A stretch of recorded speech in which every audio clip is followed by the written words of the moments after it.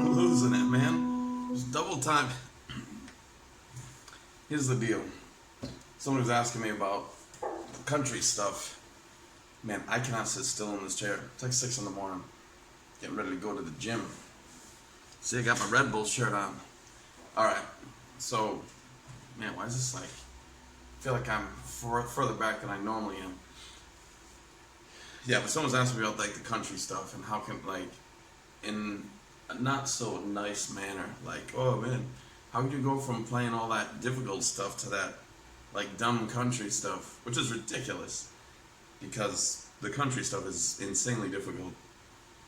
And I'm just gonna talk about a few things right now real quick, some of the things you can kind of work on.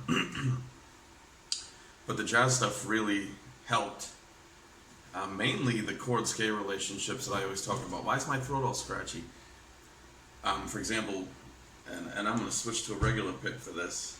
I'm still trying to do thumb pick all the time, but like straight up alternate and sweep pick and stuff, like regular pick still is much better. And I just embarrassed myself enough. Jazz stuff, you have a chord, whatever.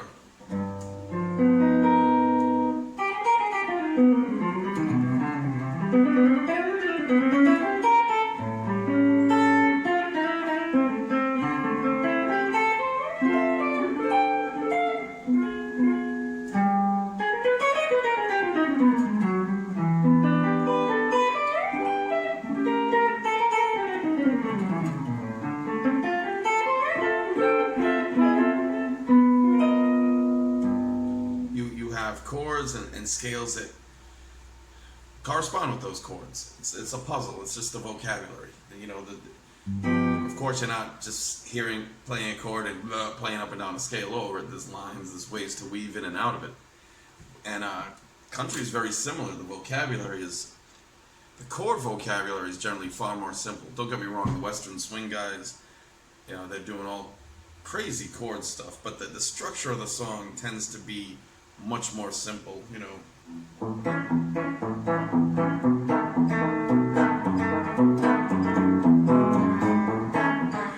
like whatever.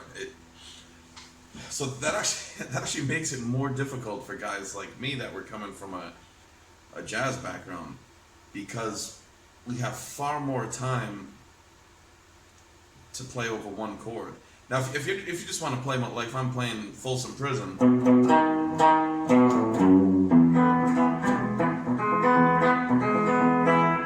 little out of tune. I can play.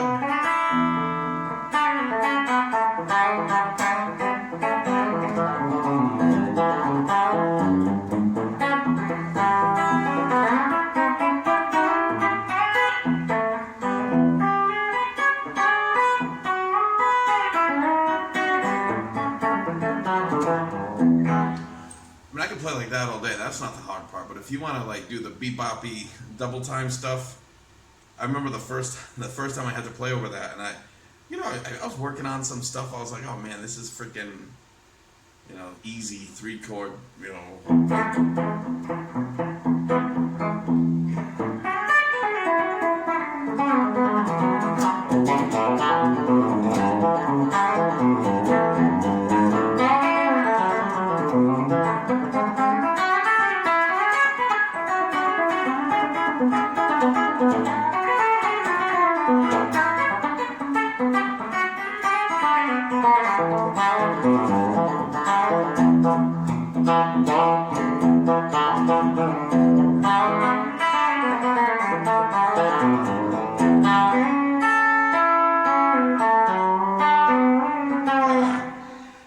It gets grueling. Like you really gotta think.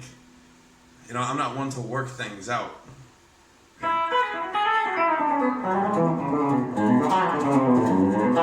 But the way I would start approaching this stuff would be to take your big, your big country chords, your big bar chords, like your E7, and the first step of that would be the arpeggio. Well, the first step of that would actually be knowing the chords everywhere. E7's here.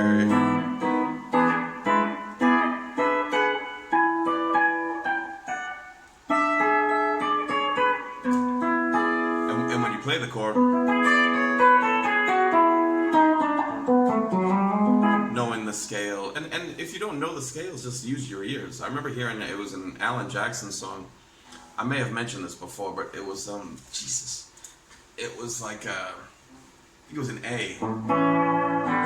It was one of the radio tunes, like, from like 20-something years ago, but the guitar player, the solo did something, I have no idea. I never learned it. I did learn the beginning of it. It sounded way out there, and it was just something like...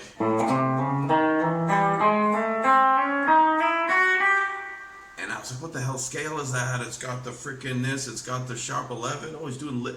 It wasn't, he wasn't thinking like that. He just took an A chord and did something like this. Just, you take the notes of the chord, take the arpeggio, and you just kind of approach the notes. You know, if the note's here, you can go under it, over it, both. So you can like sort of create scales that way. If I have an A7 here, I could go...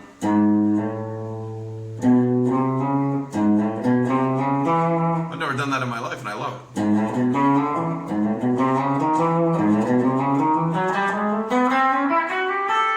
And if you mix in slides, like you don't necessarily pick every note, you could.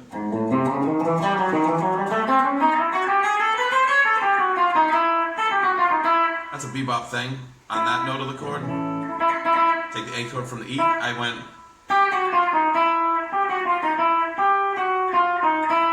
I can do that on the C sharp too. Approach it from 2 above and 1 below. And even saying that, approaching it from 2 above and 1 below, is more complex than it needs to be. Just weave in and out of those chord notes and you'll come up with stuff that you like. And then when you start playing over that kind of...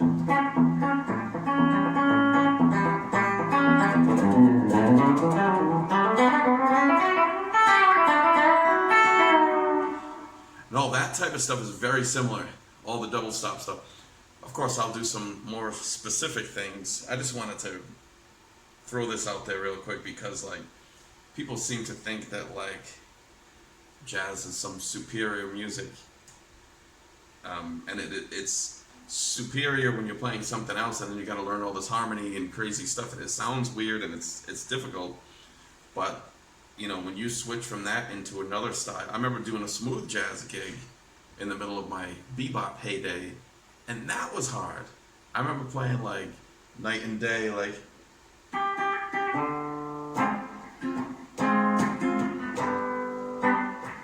this like smooth jazz band, and like soloing over that and not being able to go.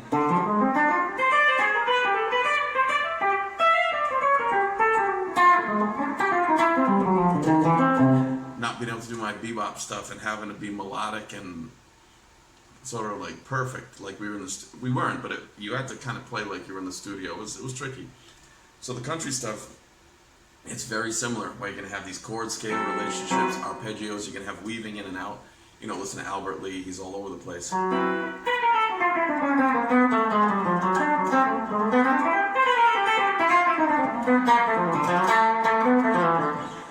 And all the other stuff is exactly the same. All the double stops, bends, this stuff. I see this chord, like a D9, and I see this D7 here. That's a big thing in country. country. So if you have a dominant chord, you have, let's say, a D chord. You have a triad under it. You have the C chord. So you would have this type of thing. You have the D, C, D, C.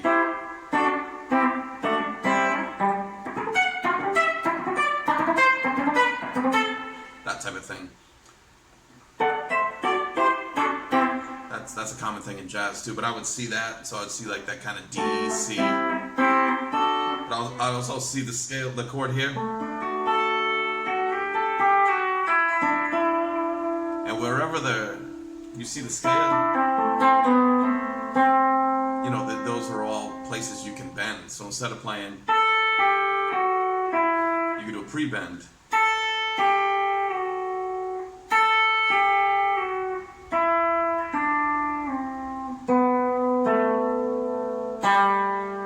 Then instead of the next note, you can do open strings.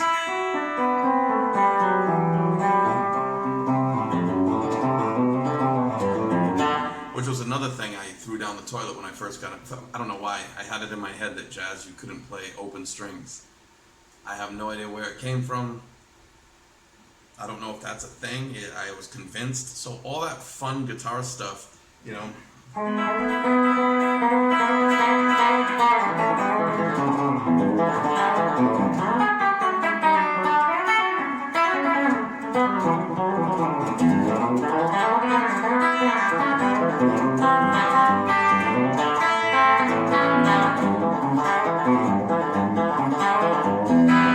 It's like all this fun stuff that makes guitar unique was just out the window.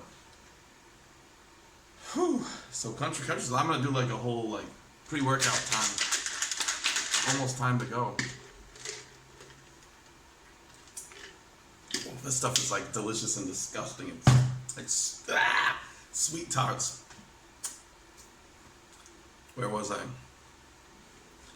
Basically, every kind of music there is, I just keep saying the same shit over and over again. It's gonna be the chord first. Blues, if I'm doing a simple blues thing,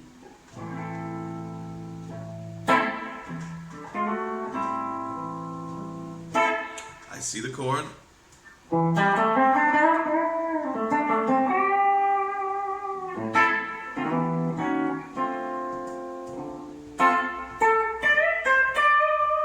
See the chord here?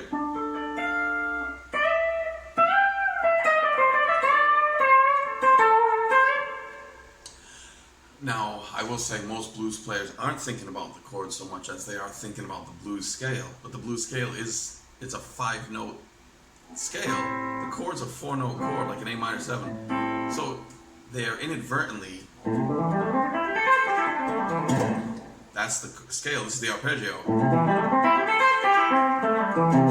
It's almost identical. So they kind of, because of the simplicity of it, the simplicity of the information, not the execution of the music. Don't get all offended on me.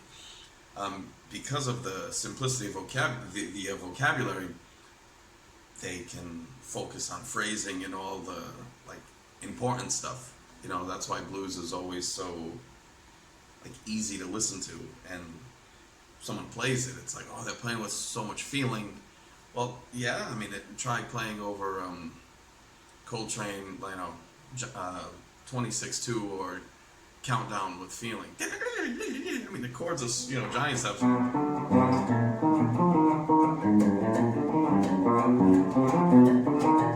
It's harder to play with feeling over that than it is to play over.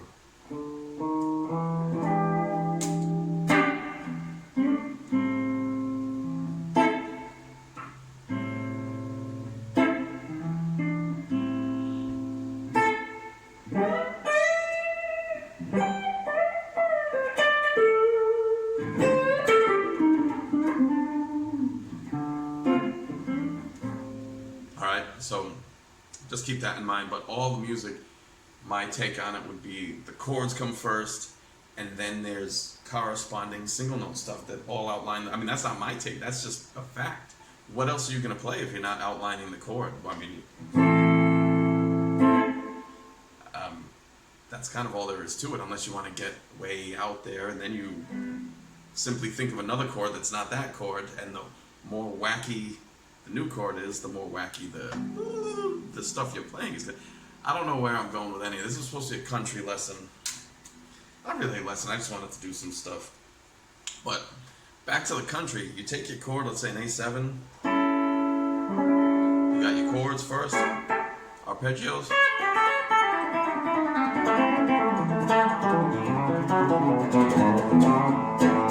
Scale stuff.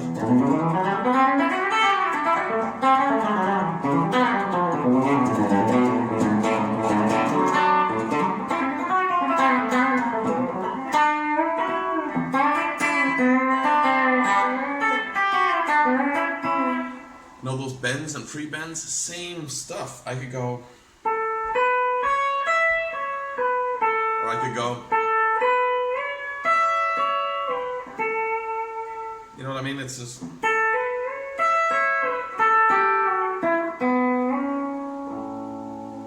I could go. Or I could go. There's just ways to sort of finesse the line to get more character out of it. Do bends and like another big thing is where you pick. Jesus, how long is this going? Oh my God, what's wrong with me? Where you pick is very important. Like jazz stuff, I'll pick a lot up here.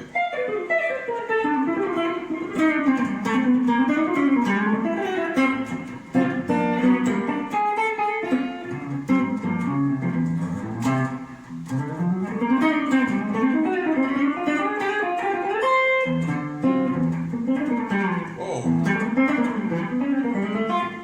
Thumb pick. Actually, that wasn't the thumb pick. That was me sucking.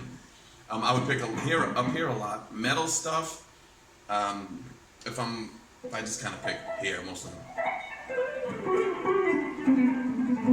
If I want a more aggressive attack and palm muting, I'll have to bring it down here, simply because I want to palm mute. If I palm mute up here, then the notes won't come out.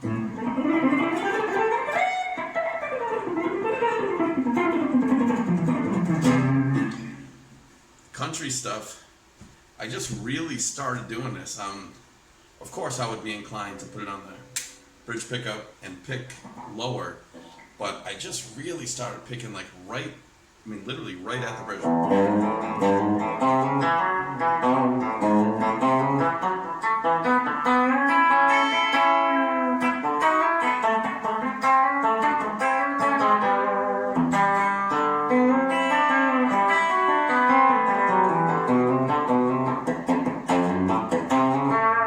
Gets that chicken picking sound, and you know, the more you use your fingers,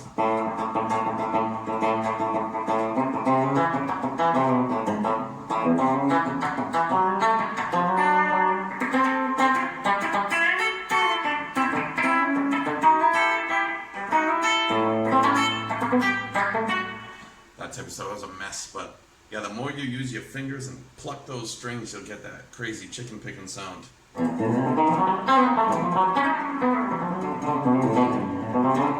Open strings.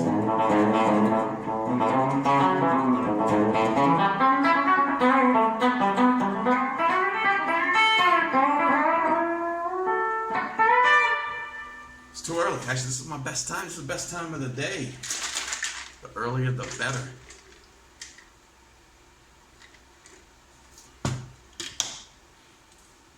I'm gonna do some more focused stuff. No more jibber jabbering.